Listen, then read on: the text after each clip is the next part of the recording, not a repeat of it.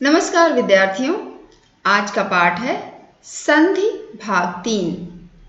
इस पाठ में हम विसर्ग संधि की चर्चा करेंगे।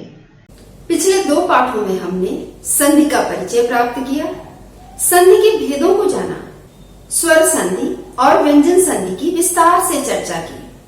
विद्यार्थियों, संधि का तीसरा भेद है विसर्ग संधि।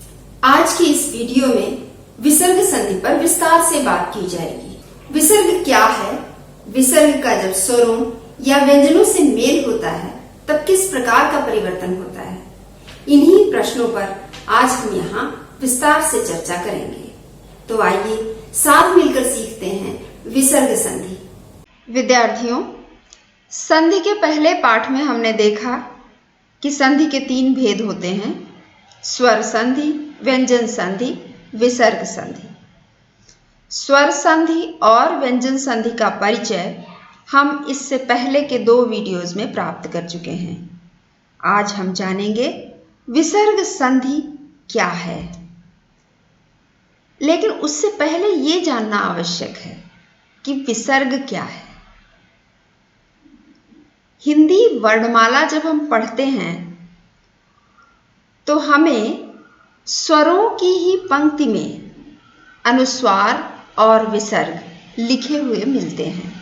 लेकिन वर्ण विचार वाले वीडियो में यह स्पष्ट किया जा चुका है कि अनुस्वार और विसर्ग स्वर नहीं है और ये व्यंजन भी नहीं है। तो आखिर विसर्ग है क्या? विसर्ग अयोगवाह है। अयोगवाह मतलब योग न होने पर भी जो साथ रहे।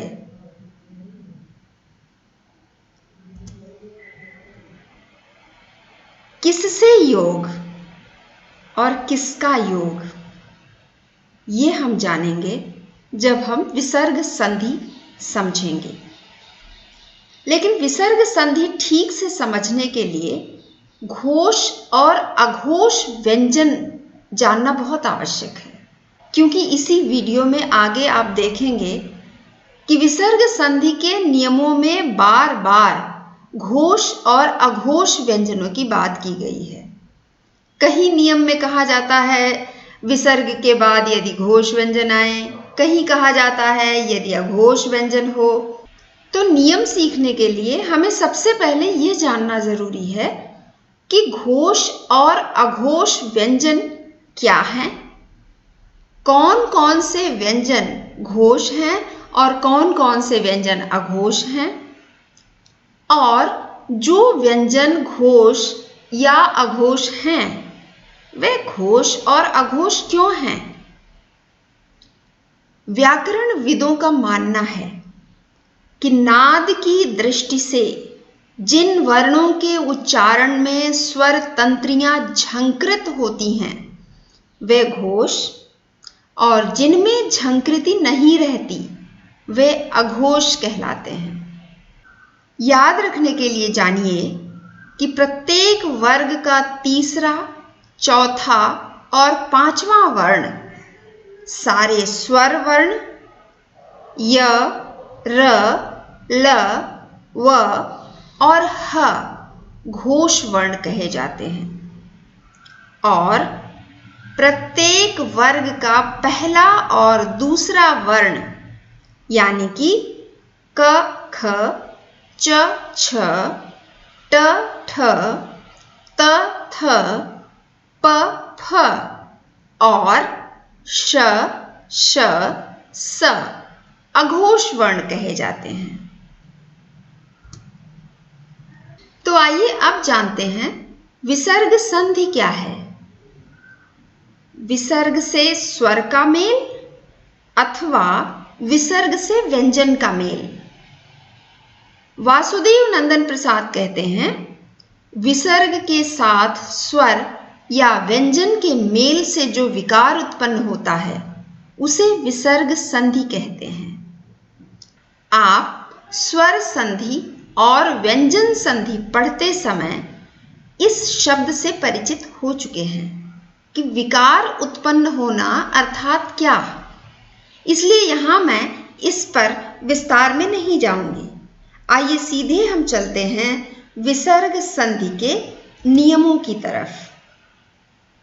तो विसर्ग संधि का पहला नियम है, यदि विसर्ग के बाद च या छ हो तो विसर्ग का श हो जाता है। ट या ठ हो तो श, और त या थ हो तो स हो जाता है। विद्यार्थियों, स्पष्ट है यहाँ पर कि परिवर्तन किस प्रकार हो रहा है। च अथवा छ तालव्य वर्ण है, श भी तालव्य है।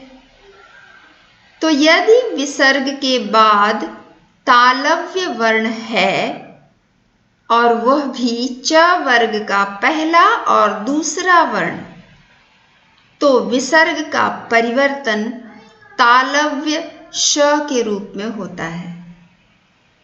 इसी प्रकार यदि मूर्धन्य वर्ण है, ट वर्ग का पहला और दूसरा मूर्धन्य वर्ण, तो विसर्ग का परिवर्तन भी मूर्धन्य श के रूप में होता है। और यदि त वर्ग का पहला और दूसरा वर्ण है जो कि दंत्य होता है, तो विसर्ग का परिवर्तन दंत्य स के रूप में होता है। देखिए कितना स्पष्ट है यह नियम। आइए उदाहरण देखते हैं। निह धन चय। अब आप यहां पर देखिए विसर्ग और च का मेल हो रहा है। च चूंकि तालव्य है, इसलिए यहां पर विसर्ग का परिवर्तन तालव्य श के रूप में हो रहा है, और जब निह और चय जुड़ते हैं तो शब्द बनता है निश्चय। इसी प्रकार निह और छल का मेल भी देखिए। विसर्ग और छ का मेल है, विसर्ग का परिवर्तन श के रूप में होगा और शब्द बनेगा निश्चल। अगला उदाहरण देखिए। धनु धन टंकार। अब यहां पर देखिए मेल हो रहा है विसर्ग और ट का। ट क्योंकि मूर्धन्य वर्ण है, इसलिए विसर्ग का परिवर्तन मूर्धन्य श के रूप में हो रहा है और शब्द बन रहा है धनुष टंकार। इसी प्रकार अगला उदाहरण है ततः धन ठकार। अब यहां पर विसर्ग और ठ का मेल है, शब्द बन रहा है ततश ठकार। अगला उदाहरण देखिए। मनः धन ताप। यहां पर विसर्ग और त का मेल हो रहा है। त दंत्य वर्ण है, इसलिए विसर्ग का परिवर्तन दंत्य स के रूप में हो रहा है और शब्द बन रहा है मनस्ताप। इसी प्रकार अगला उदाहरण है दुह धन थकार। अब यहां पर भी देखिए आप, विसर्ग और थ का मेल है, थ दंत्य वर्ण है, इसलिए विसर्ग का परिवर्तन दंत्य स के रूप में हो रहा है और शब्द बन रहा है दुस्थकार। आइए विसर्ग संधि का दूसरा नियम देखते हैं। नियम के अनुसार यदि विसर्ग के बाद श, श या स हो तो विसर्ग जैसा का तैसा रहता है, अथवा उसके स्थान पर आगे का वर्ण हो जाता है। इसका मतलब है कि विसर्ग या तो जैसा का तैसा रहेगा या फिर विसर्ग के स्थान पर आगे जो वर्ण है उसी का द्वित्व हो जाएगा। इसे उदाहरण में समझिए। शब्द है दुह धन शासन। मिलकर शब्द बनता है दुशासन या फिर दुशासन। या तो विसर्ग ज्यों का त्यों है या फिर श का द्वित्व हो गया है, दोनों ही सही हैं। इसी प्रकार अगला उदाहरण देखिए, निह धन संदेह। मिलकर शब्द बनता है निसंदेह या फिर निस्संदेह। या तो विसर्ग रहेगा या फिर आगे का वर्ण द्वित्व होगा। यहां पर भी देखिए, निसंदेह विसर्ग ज्यों का त्यों है या फिर निस्संदेह स का द्वित्व हो गया है। नियम नंबर 3 देखिए, यदि विसर्ग के पहले अ हो और बाद में क, ख, प, फ में से कोई वर्ण हो तो विसर्ग ज्यों का त्यों रहता है। जैसे प्रातः धन काल, मिलकर शब्द बनता है प्रातः काल। अब इस उदाहरण को नियम के हिसाब से समझिए।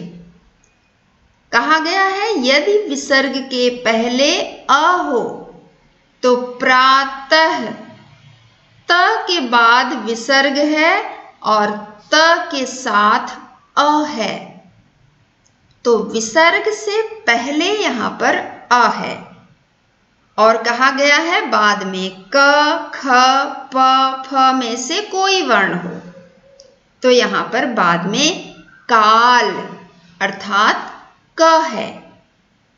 इसलिए विसर्ग ज्यों का त्यों रह गया है और शब्द बनता है प्रातः काल। ठीक इसी प्रकार अगला उदाहरण देखिए, रजह धन कण। मिलकर शब्द बनता है रजह कण। इसी प्रकार अगला उदाहरण है पयः धन पान। मिलकर शब्द बना पयः पान। हिंदी में अधिकांशतः इसका उपयोग पयपान के रूप में भी होता है और इसलिए क्योंकि उपयोग में यह स्वीकृत है इसलिए पयपान भी सही संधि माना जाएगा। लेकिन विद्यार्थियों, इस नियम के कुछ अपवाद भी हैं। जैसे शब्द है नमस्कार, इसका जब हम संधि विच्छेद करते हैं तो होता है नमः धन कार। अब यहां पर भी विसर्ग से पहले अ है और विसर्ग के बाद क है, लेकिन विसर्ग ज्यों का त्यों नहीं है बल्कि विसर्ग के स्थान पर स आ गया है और शब्द बना नमस्कार। इसी प्रकार दूसरा उदाहरण है पुरः धन कार। विसर्ग ज्यों का त्यों इसमें भी नहीं रह गया है, शब्द बन जाता है पुरस्कार। तो हर नियम के कुछ अपवाद होते हैं। ठीक इसी प्रकार विसर्ग संधि के इस नियम नंबर 3 के भी ये अपवाद हैं। विसर्ग संधि का चौथा नियम है, यदि विसर्ग के पहले इ या उ हो और बाद में क, ख, प या फ हो तो विसर्ग का श हो जाता है। जैसे निह धन कपट। अब यहां पर विसर्ग के पहले ई है इसलिए नियम के अनुसार विसर्ग हट जाता है, निकल जाता है विसर्ग और उसके स्थान पर श आ जाता है और शब्द बनता है निष्कपट। अगला उदाहरण देखिए, निह धन फल। अब यहां भी विसर्ग से पहले ई है और विसर्ग के बाद फ है, इसलिए विसर्ग के स्थान पर श आ जाता है और शब्द बनता है निष्फल। अगला उदाहरण है दुह धन कर। यहाँ पर विसर्ग से पहले उ है और विसर्ग के बाद क है, इसलिए विसर्ग के स्थान पर श आ जाता है और शब्द बनता है दुष्कर। इसी प्रकार बाकी के उदाहरण भी हैं, आप इन्हें खुद समझ सकते हैं। शब्द है दुष्प्रचार, संधि विच्छेद करने पर होता है दुह धन प्रचार। अगला उदाहरण देखिए, शब्द है दुष्फल और जब इसका संधि विच्छेद करते हैं तब होता है दुह धन फल। कभी कभी हम शब्दों को संधि विच्छेद करके समझ पाते हैं तो कभी संधि करके समझ पाते हैं। वास्तव में यही सही तरीका है। जब हम संधि का नियम समझ रहे हैं तो हमें संधि करके भी देखना होता है और संधि विच्छेद करके भी देखना चाहिए, तभी नियम सही तरीके से हम समझ पाते हैं। नियम नंबर 5 देखिए, यदि विसर्ग के पहले अ आए और उसके बाद कोई घोष वर्ण, याद कीजिए मैंने वीडियो के आरंभ में ही घोष और अघोष वर्णों की बात की है, एक बार आप पीछे जाकर वीडियो देख सकते हैं। तो नियम कहता है यदि विसर्ग के पहले अ आए और उसके बाद कोई घोष वर्ण अर्थात किसी वर्ग का तृतीय, चतुर्थ या पंचम वर्ण आए या य, र, ल, व, ह आए तो विसर्ग का उ हो जाता है और यह उ पूर्ववर्ती अ से मिलकर गुण संधि के नियम से ओ हो जाता है। ध्यान दीजिएगा विद्यार्थियों, स्वर संधि के 5 भेद हमने सीखे थे और उन्हीं 5 भेदों में से एक है गुण संधि, जिसमें बताया गया है उ और अ का जब मेल होता है तब वह ओ बन जाता है। तो यहाँ पर विसर्ग संधि के नियम के साथ साथ गुण संधि का नियम भी लागू हो रहा है।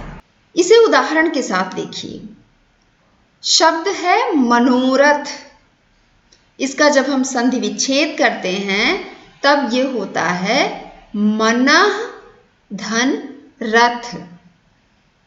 अब आप देखिए यहां पर कहा गया है यदि विसर्ग के पहले अ आए, मनः विसर्ग से पहले न के साथ अ लगा हुआ है और विसर्ग के बाद घोष वर्ण र है, इसलिए यहां पर विसर्ग का उ हो जाएगा और उ और आ का मेल ओ हो जाएगा और इसलिए जब मनः और रथ जुड़ेंगे तो शब्द बनेगा मनोरथ। नहीं समझ में आया?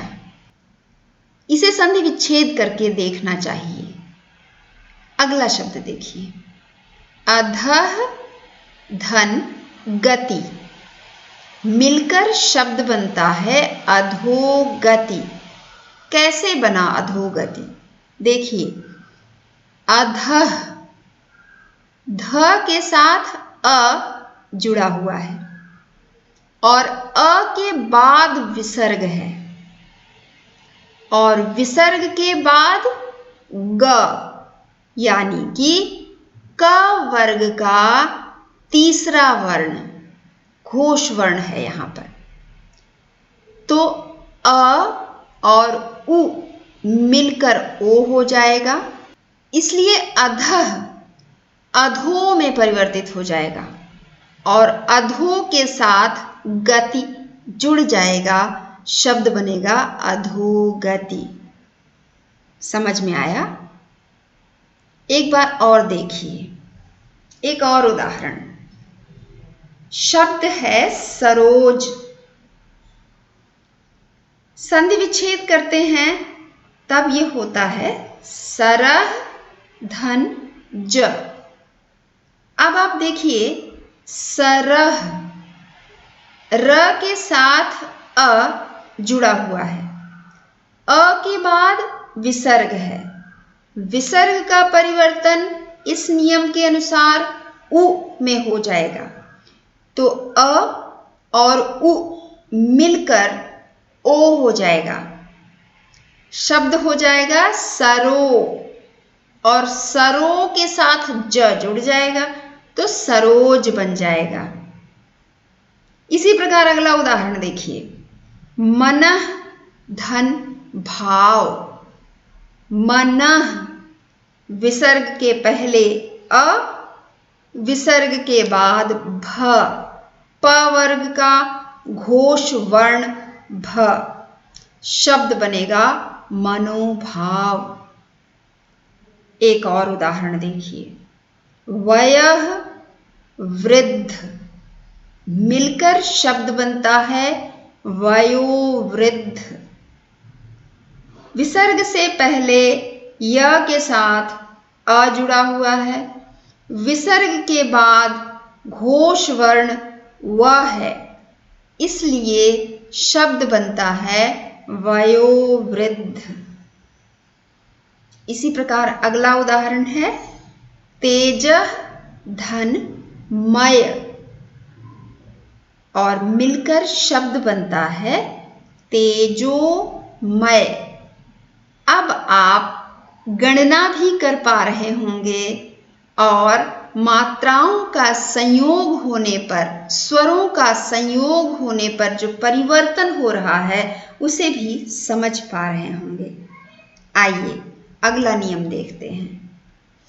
विसर्ग संधि का छठा नियम है कि यदि विसर्ग के आगे पीछे अ हो तो पहला अ और विसर्ग मिलकर पांचवें नियम की तरह ओकार हो जाता है। देखिए पांचवें नियम की तरह। पांचवा नियम जो हमने अभी अभी सीखा, जिसमें है कि विसर्ग से पहले अ है तो विसर्ग का उ में परिवर्तन होता है, अ और उ मिलकर ओ हो जाता है। छठे नियम में यही बात याद दिलाई गई है। यदि विसर्ग के आगे पीछे अ हो तो पहला अ और विसर्ग मिलकर पांचवें नियम की तरह ओकार हो जाता है और बाद वाले अ का लोप होकर उसके स्थान पर लुप्ताकार का चिन्ह लग जाता है। देखिए यहाँ पर चिन्ह दिखाया गया है, लुप्ताकार का चिन्ह। और जब ये लुप्ताकार का चिन्ह जहाँ लगता है वहां पर उसके पहले वाले स्वर को थोड़ा लंबा करके बोला जाता है।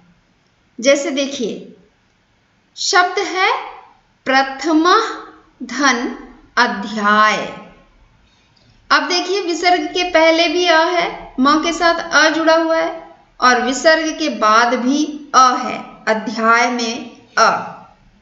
दोनों मिलकर विसर्ग के पहले का अ और उ मिलकर ओ हो जाता है और विसर्ग के बाद के अ का लोप होता है, लेकिन लुप्ताकार का चिन्ह लग जाता है जब प्रथमः और अध्याय की संधि होती है और शब्द बनता है प्रथमोध्याय। आप देखिए जब मैं बोल रही हूं ध्यान से सुनिए, ओ को थोड़ा लंबा बोल रही हूं मैं। मात्रा, ओ स्वर की मात्रा थोड़ा अधिक समय दे रही हूं मैं इसे। प्रथमोध्याय। अगला उदाहरण देखिए, मनः धन अनुसार। विसर्ग से पहले न के साथ अ जुड़ा हुआ है, विसर्ग के बाद अनुसार अ से ही शुरू हो रहा है। विसर्ग के पहले का अ और विसर्ग जो कि उ में परिवर्तित हो रहा है मिलकर ओ हो जाएगा और विसर्ग के बाद के अ का लोप होता है और लुप्ताकार का चिन्ह लग जाता है। शब्द बनता है मनोनुसार। यहां पर फिर से मनो के ओ को थोड़ा लंबा बोला जा रहा है, मनोनुसार। किंतु यदि विसर्ग के बाद अ को छोड़कर कोई अन्य स्वर हो तो विसर्ग का लोप हो जाता है और पास आए हुए स्वरों की संधि नहीं होती। देखिए, यदि विसर्ग के पहले और बाद में दोनों ही तरफ अ है तब तो बाद वाले अ का लोप होता है लेकिन लुप्ताकार का चिन्ह हो जाता है। किंतु अगर विसर्ग के बाद अ के अलावा कोई भी दूसरा स्वर हो तो विसर्ग का तो लोप होता है लेकिन स्वरों की संधि नहीं होती, वो ज्यों के त्यों रहते हैं। उदाहरण देखिए, अतः धन एव। अतः विसर्ग से पहले त के साथ अ है और विसर्ग के बाद ए है, अर्थात अ के अलावा एक दूसरा स्वर है यहां पर। इसलिए जब इन दोनों की संधि होगी तो विसर्ग का तो लोप हो जाएगा लेकिन दोनों स्वरों की संधि नहीं होगी, कोई विकार नहीं होगा यहां पर और शब्द बनेगा अतएव। नियम नंबर 7 देखिए, यदि इ उ के बाद विसर्ग हो और इसके बाद र आए तो इ उ का दीर्घीकरण हो जाता है और विसर्ग लुप्त हो जाता है। उदाहरण देखिए, निह धन रव। विसर्ग से पहले इ है और विसर्ग के बाद र, इसलिए इ का दीर्घीकरण हो जाता है, विसर्ग का लोप हो जाता है और संधि होकर शब्द बनता है नीरव।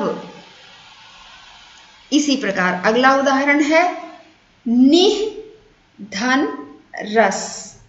यहां पर भी वही स्थिति है, विसर्ग के पहले इ, विसर्ग के बाद र और शब्द बनता है नीरस। अगला उदाहरण देखिए, निह धन रोग और मिलकर शब्द बना नीरोग।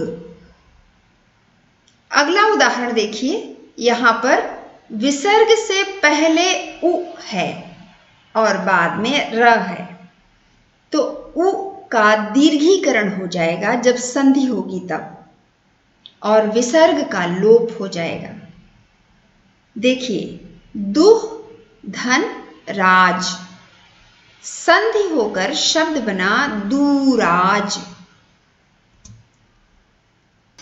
विसर्ग संधि का अगला नियम है, यदि विसर्ग के पहले आ को छोड़कर कोई अन्य स्वर आए और विसर्ग के बाद कोई भी स्वर हो या कोई घोष वर्ण अर्थात किसी वर्ग का तृतीय, चतुर्थ या पंचम वर्ण या य, र, ल, व, ह हो तो विसर्ग के स्थान पर र हो जाता है।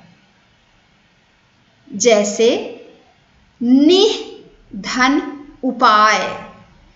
अब आप यहां पर देखिए, विसर्ग से पहले अ और आ को छोड़कर कोई अन्य स्वर अर्थात इ है यहां पर और विसर्ग के बाद कोई भी स्वर उ है यहां पर तो निह और उपाय मिलकर शब्द बन जाता है निरुपाय, क्योंकि विसर्ग के स्थान पर र आ जाता है।